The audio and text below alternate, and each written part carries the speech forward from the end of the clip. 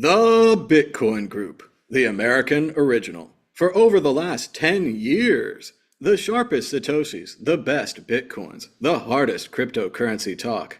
We'd like to welcome our panelists, Ben Ark from LN Bits. Hello, happy summer solstice. And I'm Thomas Hunt from the World Crypto Network. Moving on to issue one. Issue one, Trump coin. The Trump meme coin DJT on Solana skyrockets, admits rumors that it's the official token. With zero evidence of a Trump link, one Solana meme coin has more than doubled in price and seen $129 million in trades based on a rumor. Then, the next day, Trump token whale sells for $3.7 million profit as the meme coin begins its decline. Then, Donald Trump and son Barron are not involved in DJT Solana meme coin, says Roger Stone. And there's now a Twitter story saying that Martin I can't say it right, Shkreli, I think he was that pharmacy guy. He sold the pharmacy drugs for a while. He's the But AIDS guy. yeah, he's made money on the AIDS drug and he bought the Wu-Tang album. He claims that he collaborated with Trump's 18-year-old son, Barron Trump, to make the coin. He even said that Barron ran the programs and sat there with him. Roger Stone, Trump's longtime lawyer and ally, took to Twitter saying Donald Trump and Barron are not involved in any way with DJT. Also, on the meme coin updates, I wanted to warn you about Daddy Coin from last week. Andrew Tate's coin plummeted 60% despite his plans for, quote, utility. So Ben, what do you think about DJT coin, the coin that seems completely unlinked to the presidential candidate, yet made a lot of people a lot of money? Yeah, it seems that there's a whole bunch of these Trumpy coins which have been published, and I think the DJT one it replaced MAGA coin or something. There's this MAGA thing, and then there was a press release saying that they had nothing to do with it, the Trump people. And then there was this DJT coin, and now there's another press release saying they have nothing to do with it. It's interesting, this involvement with the Shkreli guy. He's like a notorious baddie, the guy who like upped the AIDS medication up by, I think it was like 10,000% or something, and got in a lot of trouble for that. I actually thought he was still in jail, to be fair. Brave new world. Like, shitcoiners look for opportunities, and even if they haven't been involved, it kind of makes sense that politicians will become the new shitcoiners and try and print some money to fund their campaigns. So if they are involved, it wouldn't surprise me. If they're not involved, it wouldn't surprise me. From what I hear, though, this Shkreli guy is being quite brazen, saying that they were involved and he did work with Barron, Trump's son or something, and had lots of calls with him. And as he's probably not been out of jail for very long, I can't imagine he's going to want to put himself in legal trouble. So I imagine what he's saying would be truthful, if not horrendous. But I was able to, I had a slight insight when I was in Prague. I was speaking to some shitcoiners at this side event who do the meme coins, and they're just opportunists. They find something, anything at all, which they can piggyback off, create some meme coin, pump it, dump their bags, and then move on to the next one. And that's what they're doing. They're just reaching out to these whoever, it could be Andrew Tate, could be Trump, could be whoever, and then creating these coins, using it as a way to just pump their bags and then dumping the coins on the market, which I do kind of feel is a shame in a way, because I've always quite liked the idea of like a community-based coin. But I think we spoke about this the last time I was on, and I was saying it's probably be better. A better fit might be like an NFT type thing, which you could collect, like some sort of collectible, which would then be pegged as the person or whoever or whatever this thing's pegged to, whatever community it's pegged to, as it goes up in value and is worth as they go up in value and have a bigger impact, then whatever you're holding would go up in value. But yeah, it's kind of like these things are so easy to build. It's not complicated. It's not like the olden days where there was at least a little bit of technical expertise which was involved in building out these crappy coins. Now it's, download some software, click around, name something, publish, boom, and you've got yourself a meme coin. So yeah, it makes sense that there's going to be a whole bunch of coins, particularly around the Trump campaign. And I actually think they probably are involved. And they've just tried to distance themselves from it because they're worried about legal repercussions or perhaps annoying their voters. Maybe this thing took off more than they thought it would and became people started to hear about it in the general media as opposed to just within the weird cryptocurrency media thing. But yeah, we'll see. We'll see what happens. It's a brave new world. Politicians becoming shitcoiners. It's been very interesting to see how some people are into it and some people are drawn into it. It was just a few weeks ago we talked about Jenner Coin, which was kind of casually announced on a Twitter post that a lot of people thought could have been fake. Maybe the account was hacked. Maybe Mr. and Mrs. Jenner didn't even know who he was linking to or what the coin was. Later on, they took credit for the coin and it became one of these pump and dump things. I agree with you, Ben. It would be nice if there was a good community coin. I'm not sure how we're going to get there, and I don't think it's easy going to see the winner. Obviously, if you want your meme coin to win, like according to Andrew Tate, he wants his coin to win, and he's doing what you said, Ben. He says he's going to convert Daddy Coin into an NFT, probably by buying up all of the stock, and then the people who have them left, they'll call them NFTs, and then he wants to give them rewards and so forth. But I think it's really strange to see these things take off to millions of dollars before the rewards. There's so much hype and so much froth in the market that people want to get these things. And I don't know whether they see them as the new NFTs, the new collectibles. For people like you and me that have been this so long, it's another ICO, it's another NFT, it's another same old thing.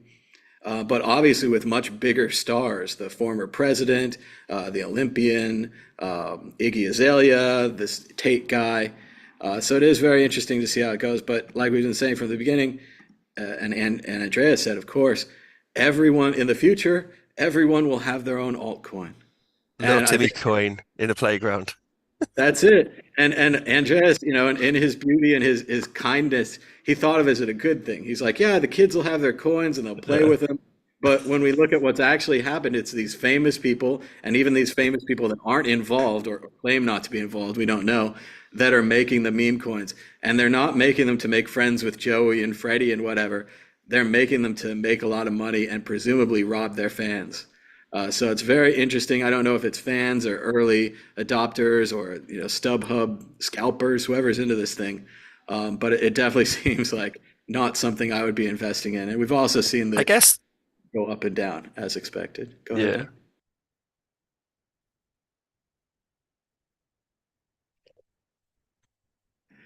Ben might have an internet problem here. We're not sure if he's still with us, but let's see. Exit I question. guess it would be it's like the ICO thing where a lot of people got excited about it and people poured loads of money in, and then those people, oh no, is it back? Am I back? Am I You're back? still we hear your audio, but I think you might be on a delay. You might want to try to turn your video off, or maybe rejoin and stuff. It's But that pigeon man. Can you hear me now? yeah, I can hear you. No. Ah. Well, we'll see if Ben can get his internet working. But it is interesting to see as Oh, the okay. price of these Yeah, coins get maybe. bigger and bigger. Can you And hear me now? yeah, I can hear you now. But Okay, you might, poor internet. You're on the road. all right. I can mute my video too. We'll all go out. But I don't know. I just think I it's going think to I've got keep happening. internet now. I think it came back. I Yeah, think I've it's got yellow. internet now. I think it's okay. It's this pigeon on top of my house. There's a big fat pigeon on my house, and it's messing with my Starlink, I think. Um, but yeah, we're both in bad internet scenarios today, so let's see how well we can carry on. No, but you can imagine these crypto bro people talking to whoever, Andrew Tate, and saying, "Oh, you can make loads of money, easy money." And they're doing that to all. They're just opportunists. They're opportunists. The ones I was speaking to at the weekend, they'd like sort out some kid who was in some meme. You know that Russian kid with the funny face, the blonde one? He's got like kind of big eyes. I don't know. Is like a something of a meme. You see him pop up in memes. Anyway, they tracked this kid down in wherever in Russia, and then got him on a live stream and launched a coin based on him, just as an opportunity to like piggyback off some if there's any sort of like momentum within some sort of internet phenomenon, then they piggyback off it and then they just try and make money off it, and that's all they do. And they're just approaching all these people, famous people, influencers, whoever, and then they're just. But we had it with the ICO scams where there was like a wave of scams, people got burnt, then they learn that they're bollocks, and these companies who launching these ICOs, they don't really usually come to anything. There's very few of them who actually are successful and spend the money wisely. And I guess it's just the market's found a new way to convince people to part with their money, and they're exploiting it. And after this wave, which we've seen, 6 times or something in one form or another in our little market, after people have been stung, they'll learn, and people won't be able to launch these ridiculous coins. But no, I was interested. So on a little side note, because obviously we work on some Nostr stuff, and with Nostr, it's you have access to the full social media network of the full network of users when you make a Nostr client. And what I imagine might start happening, there's no real like monetary value attached to it, but one of these Andrew Tate type people, they could make a community centric client, Nostr client, and then the users could use it and they would feel like they're part of something, but then they're also part of the larger Nostr network as well. So I was sort of waiting for that to start happening in Nostr. It's not related to the cool things about Nostr, obviously, is there's no shitcoins attached to it. But I was waiting for these kind of community projects to start to appear on Nostr and then pull in all their users into Nostr. Although hopefully it's people who aren't utterly despicable and yeah. But Well, what would be nice about that is at least they'd have a project to coalesce around. They'd have Nostr to work on. If they improve their version of Nostr, then the people who invested in the coin could get rewards. It seems a lot more realistic than these random celebrities launching meme coins. yeah, it's just easy. It's just easy. And they have some party, and they have some cool cyberpunky looking crypto bro with like fucking bandana in his head and like bangles and a laptop in his rucksack, and he gets out and he's like, yeah man, we can launch a coin, it's going to take over the world. And they get convinced by the sale pitch, when really the crypto bro has no real like interest in the technology beyond just trying to enrich themselves. Well, and one of the They're first all ones we fake. covered of these coins, the Iggy Azalea coin, they had a some kind of hacker or computer person they worked with who launched their initial coin and then ran off with all the money. I think he got around 300K. But yeah, it is interesting that the scammers are scamming the scammers. Like Yeah, it's a complicated layers here. yeah. We'll just have to wait for the wave. We'll just have to watch it happen, watch people get wrecked, and then the world will learn not to trust these influencer meme coins. All right, let's But keep. it is interesting, I suppose, if you have, potentially the president's, or maybe the future president's son involved in creating one of these things, and then this guy becomes president. Like, I don't know. I don't know where that puts that weird meme coin. Hopefully, it'll just fizzle away to nothing. But and you got to remember as well, like, all these things, they're castles built on, so not even castles.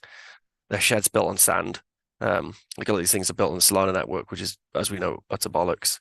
Um, but yeah, it'll be interesting to see. I imagine more politicians will come out with similar sorts of things, and some of them might get into power, and whether they'll shill their bags in like and leverage the power they have. Soon, Thomas, you'll be DJT will be an accepted currency in the US, so that's something to look forward to, isn't Well, it's certainly very possible. And if his father was reelected, I think, and if Barron was involved, which we don't think he is, it? uh, he could probably get a pardon. I mean, he could probably turn this thing around. Because, yeah, it looks bad now, and I think a lot of people are going to lose their money. But Yeah, we've been seeing that about memes coins for weeks now. But people still really like them. There's still that theory is if you get in early and it goes up and you sell, you could still be a winner. But there's going to be a lot of losers around you, and it's a very dangerous investment to play with. just like the ICOs, exactly the same, and it was exactly the same like way in which we spoke about the ICO craze as well. on this show. Yeah, and it moved along and no one even remembers and they didn't learn any lessons. That's the worst. No. But let's keep moving here. Moving on to issue two. Microstrategy just bought $800 million worth of Bitcoin. We've talked about this company before. This is kind of what I would do if I had a big company back in the day. Mad Bitcoins would just buy up Bitcoin and hold them. Seems like it's going well for Michael Saylor. Despite his Ethereum is okay as number two announcement last week, he bought Bitcoin once again. I think it's really interesting to have a company out there that's just buying Bitcoin. Obviously, you can buy them on the stock market, or you could buy one of the new ETFs, which directly hold Bitcoin.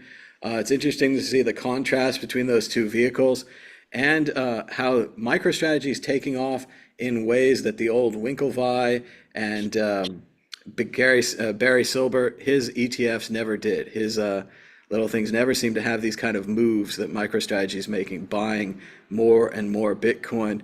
Maybe even starting to worry people that they have too much Bitcoin. They say they now have 226,331 Bitcoin. That's $15 billion, and as it says, almost 1% of the 20 million tokens in Bitcoin circulating supply. Ben, Ark, what do you think about MicroStrategy buying more? It's worrying. I mean, I'm not saying he's a spook. That's what I hear. I'm not saying he is. That's what I've heard. There's some of the rumors. And if you go from a position, maybe the US goes from a position of trying to stop this thing, the next thing is to try and control it. And one of the best ways to try and control it is just get as many coins as you can. And there's a glitch in the system. And it's hard for a lot of Bitcoiners to hear because a lot of Bitcoiners have got MicroStrategy stock and they've done very well on it. But I feel like we should be very wary of MicroStrategy and Michael Saylor. Not so I personally didn't say he's a spook, by the way. That's what I hear. Some people said it to me. I don't think it's true, but maybe it's true. I'm not saying it is though. Yeah, so like he's just found this money printer machine, which is that he buys Bitcoin, he sells MicroStrategy stocks to people who want to be exposed to Bitcoin. He gets the money from the MicroStrategy stock, and then he buys more Bitcoin. So you have this infinite accumulation of capital and sucking up Bitcoins. I'm not entirely sure of his intentions. Can you share that tweet which I sent you with this was great. So I went to BTC Prague, and in Prague they have Parallelipolis, which is the Institute of Crypto which really has the spirit of Bitcoin, where we all came from, embedded in it.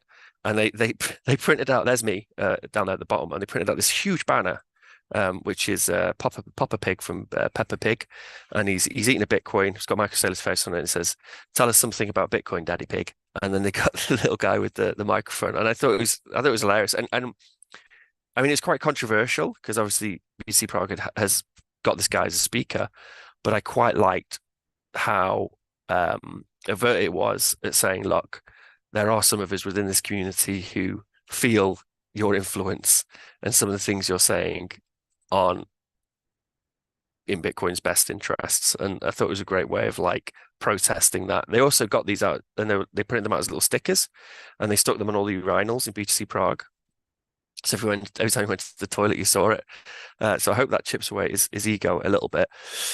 But we shouldn't trust these these billionaires coming into Bitcoin, relative new billionaires, recycling a lot of the stuff we've said on this show, using it as cannon fodder on these big news shows, and then accumulating huge sums of Bitcoin.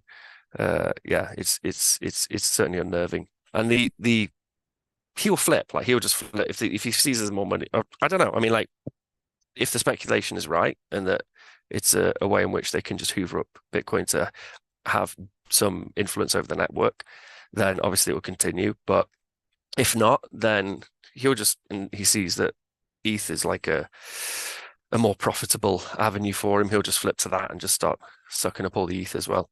But yeah, we should be unnerved by it. And he is having impact on the protocol and on the network.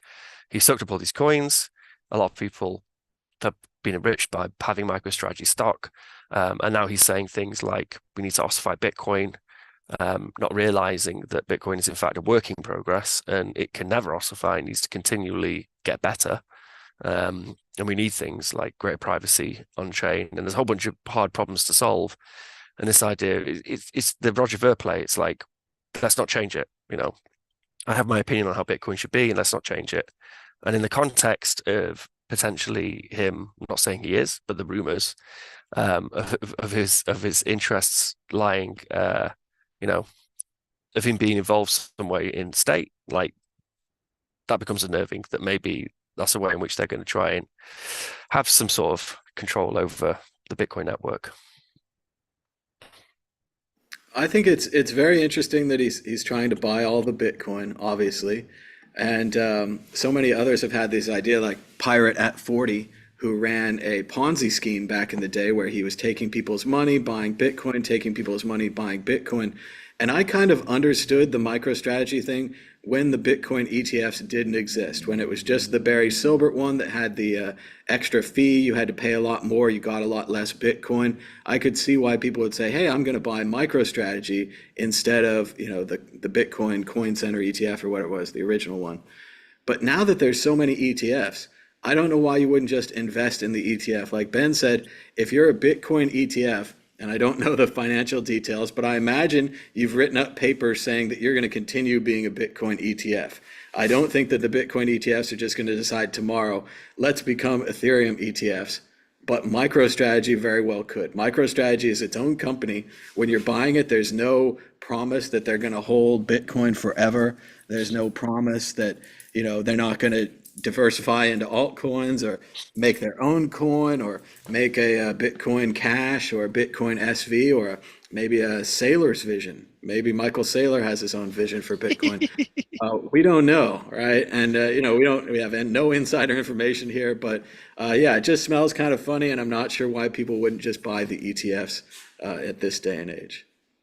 Yeah, or just buy Bitcoin if they can. But I mean, of course, these big institutions, they can't. I think a lot of it as well comes to you got a dog there on a leash, I see. Have you? A lot of it comes down to as well that you have these people working in Bitcoin companies and they have stock. If you're working for Coinbase or Kraken or something, and then if you have stock and it's with some Delaware company and you're on Carter, then it's very easy to like switch that stock to something like MicroStrategy. If you have like, I can't remember exactly what it's called, but you can't sell it, the stock, but you can switch to the stock.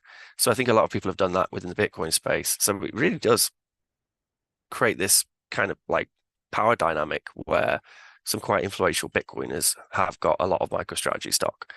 And that is also unnerving. I've spoken to a few of them myself, some well-loved Bitcoiners who love MicroStrategy because it's made them rich. and then they it puts the blinkers on them then, and they're not skeptical about what the intentions of MicroStrategy and MicroSaylor might be. Well, there have definitely been a lot of times we've talked about how people get money donated to their 401k by their employer, and that this is pre-tax money. So you can take that out and invest the full $100, say, into MicroStrategies rather than investing $70. And then if your stock goes up to like $500, you only pay the tax on the winnings. So you don't have to pay the tax when you go in. So a lot of people like that could be buying MicroStrategy. But now they could just buy the ETFs. So we'll have to see how it goes if he keeps buying and if he stays 100% Bitcoin, despite his recent comments. All right, let's keep moving. Check out World Crypto Network at worldcryptonetwork.com. We've got 3,850 videos, and we've got some really fun Adam Meister thumbnails. Sorry, Adam, these are all computer generated, but you've just got a real good look on your face there. So check out the Adam Meister thumbnails. Moving on, Bitcoin remains dominance of more than 50% amid volatility. We talked about before the Bitcoin market dominance cap, how Ethereum and other altcoins have reduced the Bitcoin dominance or control of the market number. But right now, Bitcoin is back up above 50%, 54% to be specific. We're also checking out the miners' Bitcoin reserves are at a 14-year low as the fiat value nears all-time high. This could be big for the price of Bitcoin. And an insane amount of Bitcoin shorters are hoping it won't go to 70K. Ben Ark, what do you think about Bitcoin dominance, the miners low on coins, and an insane amount of Bitcoin shorters? Yeah, it's I mean, obviously MicroStrategy sucking up all the coins, isn't they? Aren't they? But yeah, fees. Miners are making a killing on fees, and they have been for a little while since we've had high fees. So I think that's probably impacted the holdings of miners. Like they can have a profitable operation based on fees rather than based on holding the coins for chunks of time in order to speculate on the price. Probably as it always has historically done, going higher. It's also probably a sign that we've got like more sophisticated miners involved in mining now, and their operations are competing with each other. And they can make the money on fees, and then they're just the Bitcoin itself is just something they get and then they sell straight away. They're not reliant upon it, and they're not reliant upon speculating on it like they were as well. So maybe it's more efficient handling of coins by miners. But yeah, I think that's positive news, and the Bitcoin being over 50% is positive news. But you remember the days when Bitcoin was like 90% of market cap and everything else was just tiny, and it wasn't even a threat, that combined that all these things couldn't out get over 50% for Bitcoin, and Well, it was at first, it didn't even make sense that they were doing this as a metric. We were just sitting there on the sidelines and we're like, Bitcoin is the greatest thing, of course. And they were like, no, it's not. It's less dominant. And like you're saying, Bennett, when the Ethereum really came out, when it hit the market, and then all the other altcoins, they really did check into that Bitcoin dominance. So it's neat to see it going back the other way. yeah. I mean, I do guess that, because obviously a lot of these things they don't have the liquidity. So we've talked about it before, where you create 1,000 or I don't know 100,000 meme coins, and then you wash trade them between you and your friends, and you get it up to X amount. Then suddenly that meme coin has a market cap of some imaginary number. But the reality is that it hasn't got a market cap of that. And I think Bitcoin's market cap is probably a little bit more honest in that it has like utility value. People use it for stuff. And we have lots of different use cases. People are holding it for things as well. And I think it's more accounted for that the actual liquidity which is out there is probably reflected in the price value rather than in the market cap. Whereas like all the crazy coins combined, I would say that the actual, if they say it's, 49% of the market cap, the reality is that it still may only be like 30. It's just that you have to account for all the wash traded shit coins which are out there, all the meme coins, all the Andrew Tate meme coins. But no, yeah, things like these ETFs sucking up coins, MicroStrategy sucking up coins. It's a seller's market. It's weird there's people shorting Bitcoin though, isn't it? Eh? It's a strange. I guess maybe it's a bunch of people who feel that the halvening has happened and we've hit the high price from the halvening, and they're looking historically. I don't know. Maybe they're not, because historically now the pump would happen about now, wouldn't it? After post halvening, is that correct? I can't remember. Yeah, I would say right about now or in a couple months, I'm sure there should be a post-halving pump. Yeah. I'm not thinking that the shorters are really well informed here. I think they're Mm, looking at the market saying this thing has gone up too much. I think it'll go down. And that's not a bad bet. Like everything does go down. But when I look at these three stories together, I kind of see that perfect storm from the movie. yeah. Going dominance going up, miners not having a large supply of coins so they can't slow down the market, and then the insane amount of shorters. It seems to me the dominance goes up, the miners have sold all their coins, and these shorting people are going to get wrecked, and that It's Bitcoin is probably going to break through 70K. it's going to be like, I think Willie Woo said, it's going to be boring for a while because you've got to take out the shorters, and that process can be long and drawn out as well. But once they're gone, then sky's the limit. It's clear skies. That's right. And there's a definite possibility of a supply squeeze where there's Yeah. just not enough Bitcoin on the market. There's too much demand. And this causes what they've been asking for on Twitter, one of those large green candles that they want to call a God candle. So that might happen. So we don't know.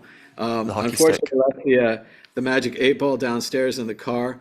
But we do have for the exit question this web page Magic 8 Ball version here. So Ben Ark predicting against the untested brand new web page Magic 8 Ball. Will the price of Bitcoin be higher or lower this time next week? Well, let me want to go into more detail here. So I did a workshop in BTC Prague, and in it we made an LM Bits extension in half an hour from scratch, and we made the Magic 8 Ball. So you could pay an LN Euro pay, and then ask it a question, and then it would return. I talked about this on the show for a while, like I wanted it to exist, and then it would just return a random Magic 8 Ball type word. But stupidly, I didn't have it prepared to show you. But hopefully it'll get merged into the vetted extension so I can show you next week. But yeah, it's pretty cool. So what was the question? Will it go up? Higher or lower? Oh, higher. That sounds like a great Magic 8 Ball program. I'd love to try that out, Ben. It's Yeah, funny, I wrote a Magic 8 Ball program for like the TI-82 calculators or something back in the day. That nice. was really great. One of the most fun things, I wasn't good at programming, but I had like a bitmap for the background and a bitmap for the other background. And Uh, my friend who was really good at programming went in there and replaced them with a program that would draw like a circle and ooh. save disk space on the program. So it's pretty cool. But yeah, I'd agree, Ben. I think we're going higher. Like I said about the triple story there, the perfect storm. It looks good to me. Again, don't, not financial advice. Don't take it to the bank. But here we go. Magic 8 Ball on my phone. Will the price of Bitcoin be higher this time next week? The ball shakes, and my sources say no. My sources Ooh. say no. The new ball is slightly pessimistic, but let's keep it going here. We've got another issue.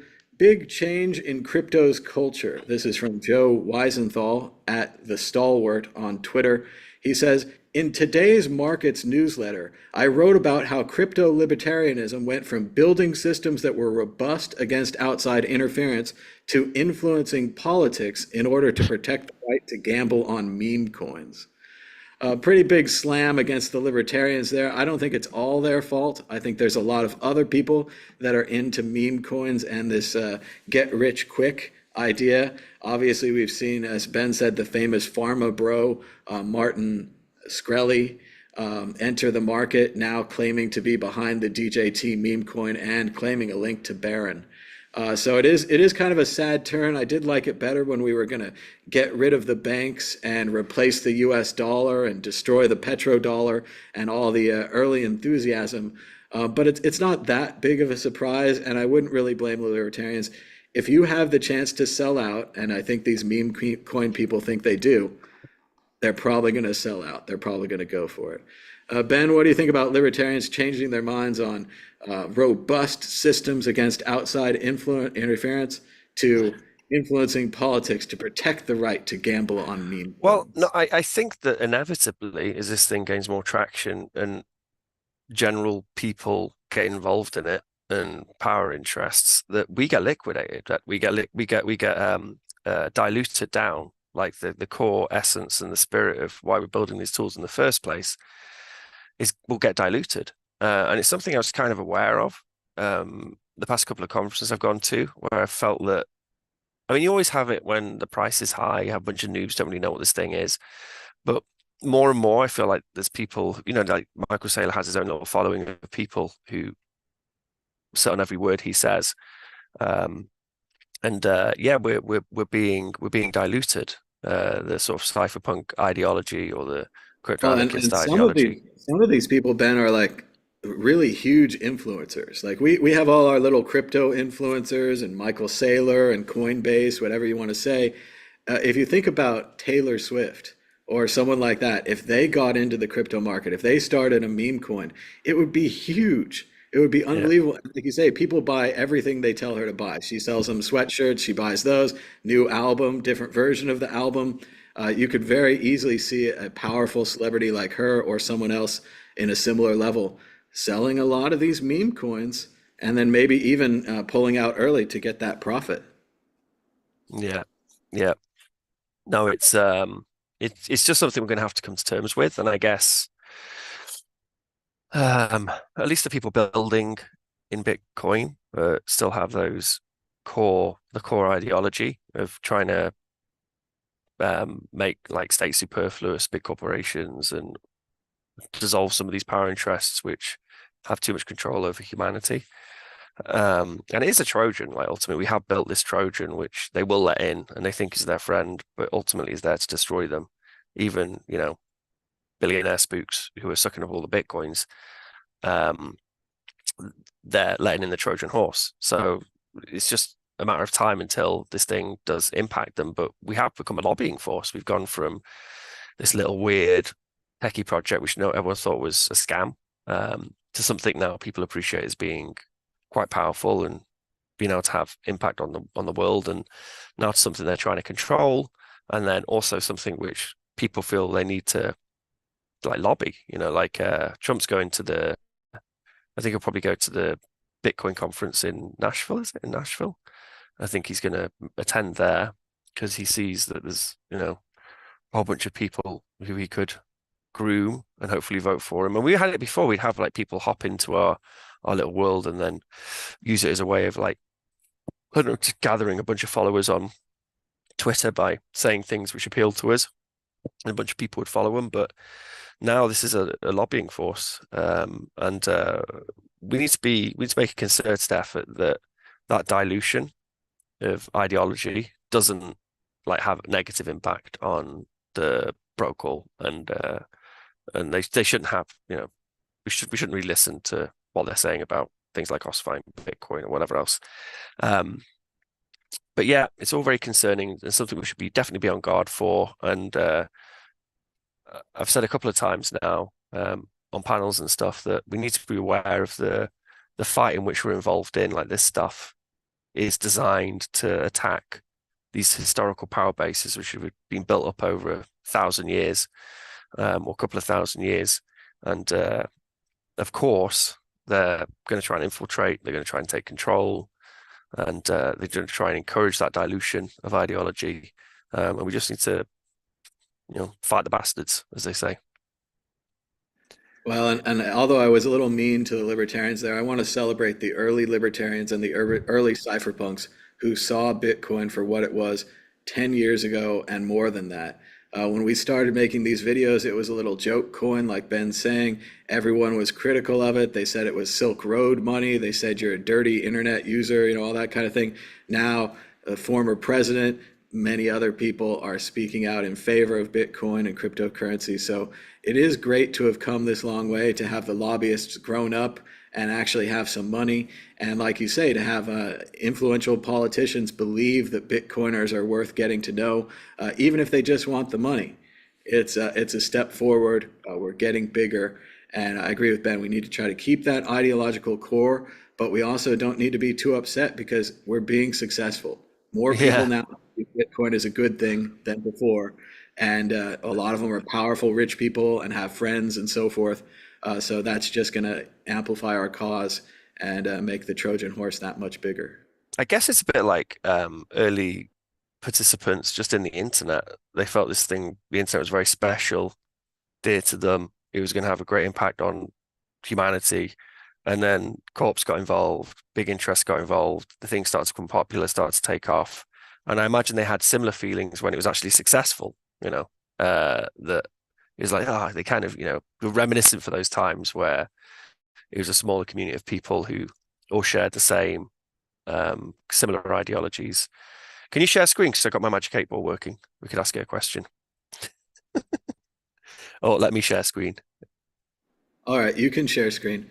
Yeah, it is interesting, Ben, to have come this far and have so many people into crypto now. It's pretty great. Uh, can you see that? I don't know. I can see the QR code. I don't know if I have Can you see my Lightning. screen? Yeah, they closed Wallet of Satoshi, so I don't know Yay! if I. All right, I'm gonna copy. No, no, it's okay. I'm gonna copy. I've got a Telegram bot here. You know, you don't need to. You don't need to. It's fine. So what I do is I copy this, and then I'm gonna paste it here. Okay, I'm gonna ask it: is the price gonna be higher or lower? And then it should ask me to pay for my internet. Oh, there we are. Resolving address right there. Okay, preparing payment. Is it going to be higher or lower? I'm paying in the Magic 8 Ball. Cannot predict now. Oh, there we are. Typical. That's a good There A-ball. we are. That's doing good work right there.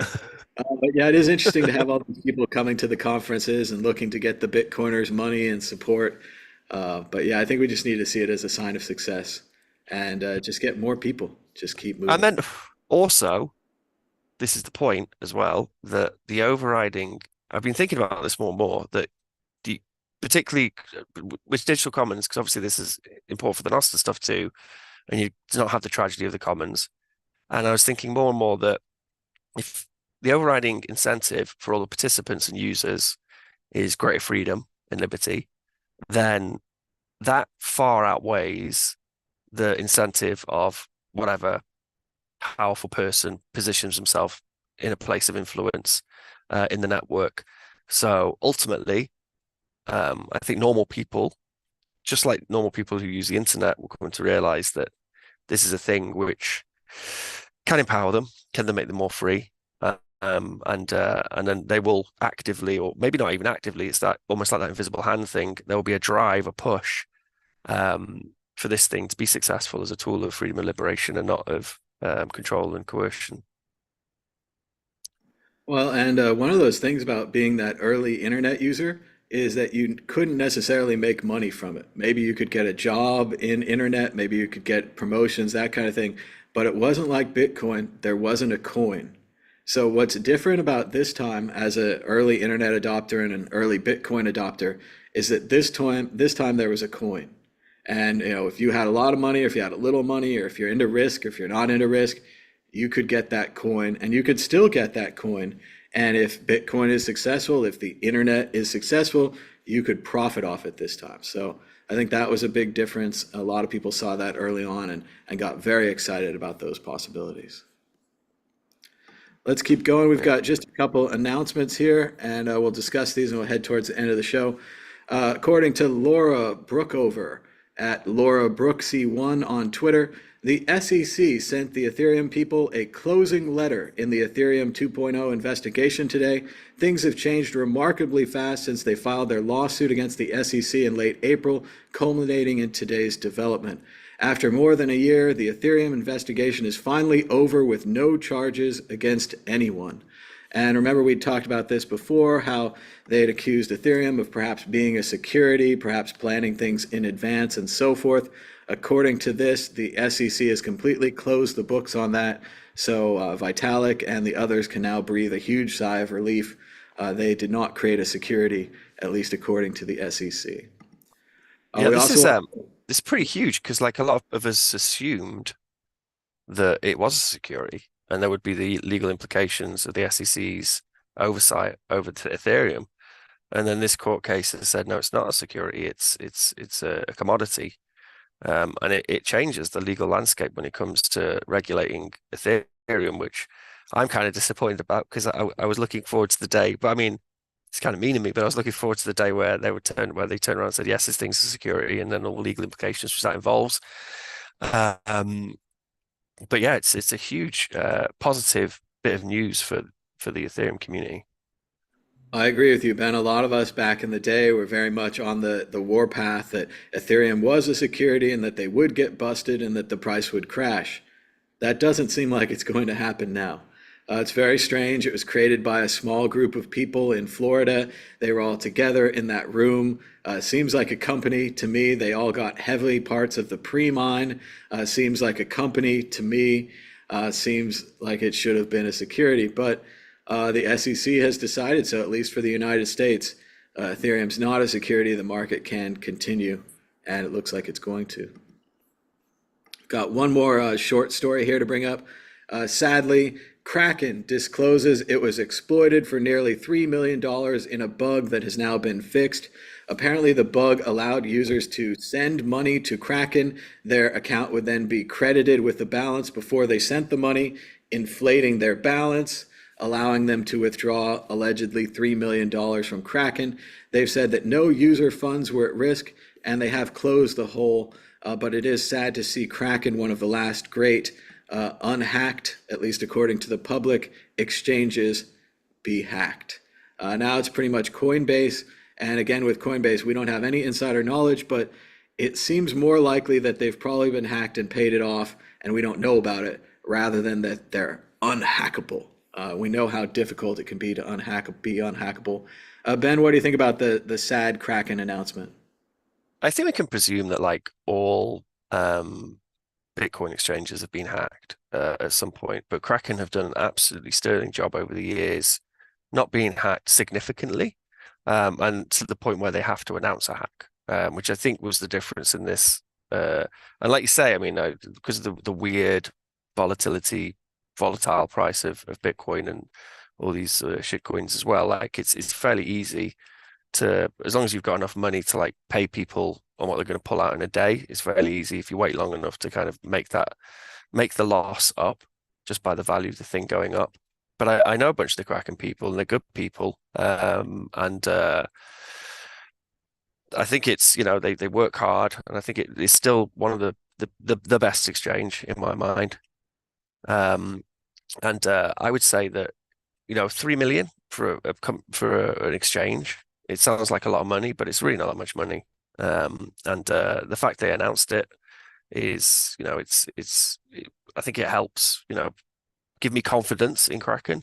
It was just their treasury, which is hacked. And they have I've spoken to a couple of the Kraken dudes before on their workflow, and they have like a hot wallet, and then they have this pipeline, which then pushes it into cold storage. So there's only ever so much available, which the hacker could get access to anyway. And they keep that amount just as small as possible. It was a very goofy bug, and it was something in the UX, I think, where you could like deposit funds and then have the funds arrive in your Kraken account before they've actually cleared. And then I guess maybe it was like a zero conf thing or something. They didn't obviously put too much detail on there, but only 3 million.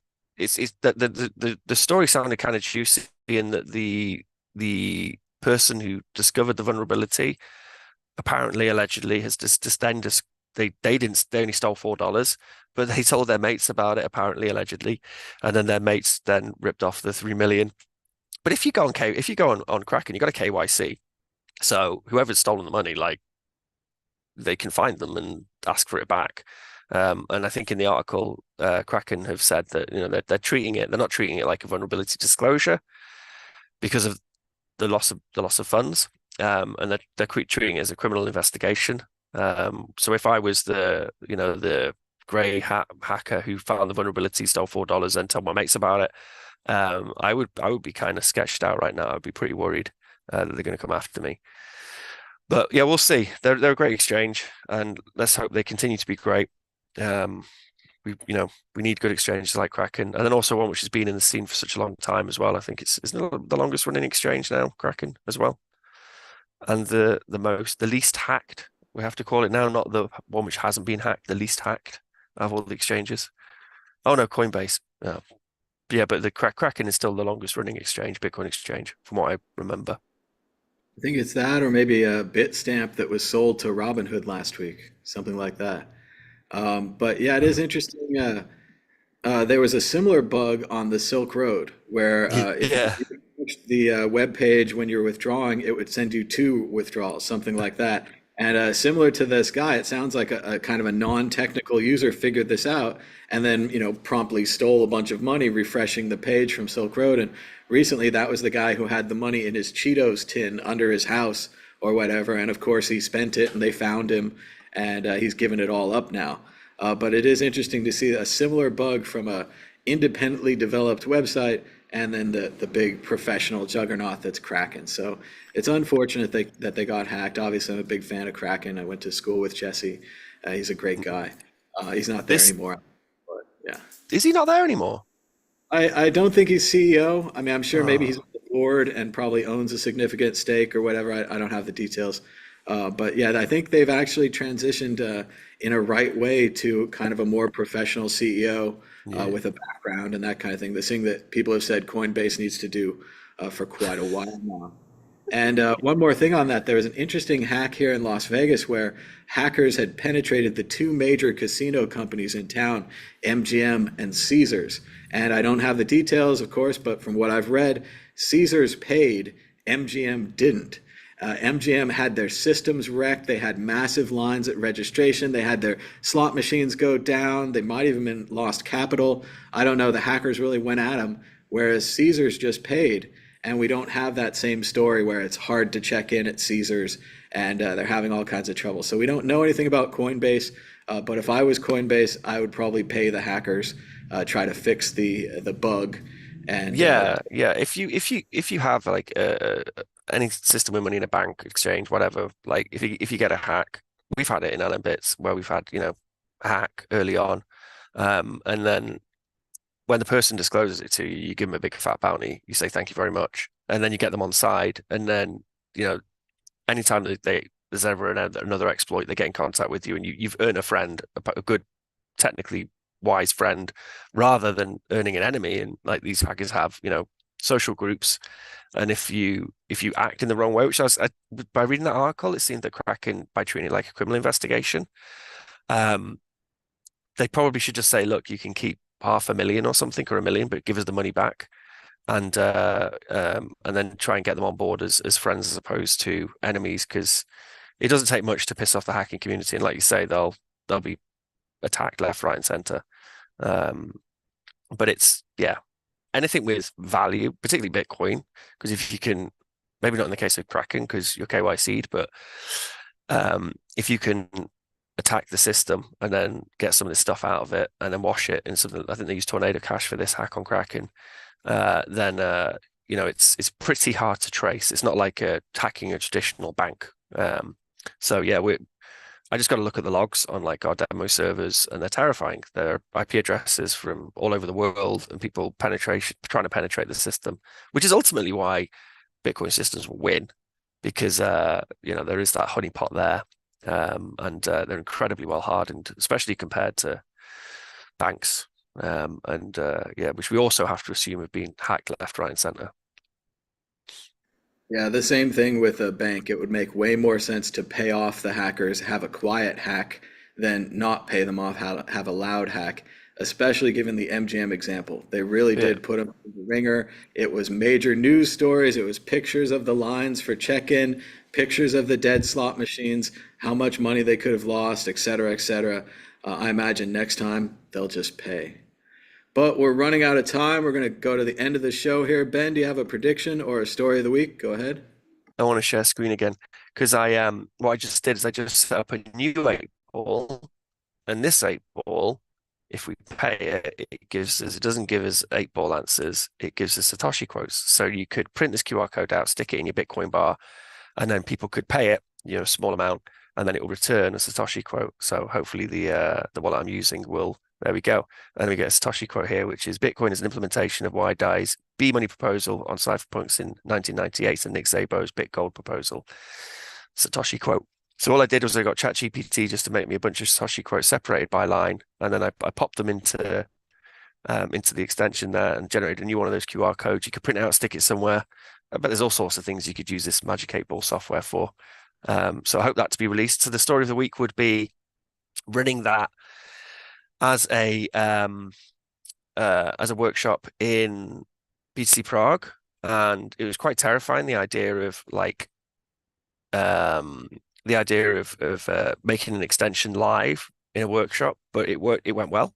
And then we did a couple of hardware workshops as well. We did a Noster hardware workshop where we made Noster signing devices, app lamps. The other one was Bitcoin Switch. That was really successful. And the conference itself was great. Really well organized. Hats off to Matthias and the BTC Prague crew. And it was great to get people into Prague itself. And some people went over to Polis and then checked out Polis.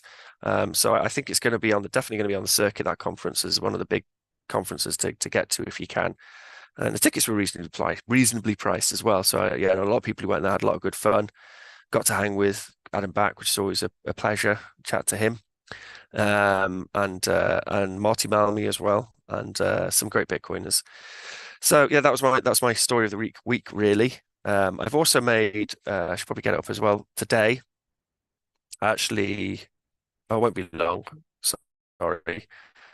I'm just going to quickly get up this link and then share screen again.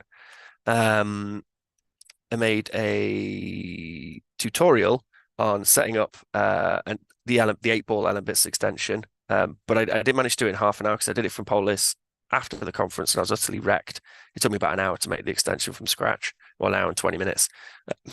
but I uploaded that to the Ellen Bits YouTube.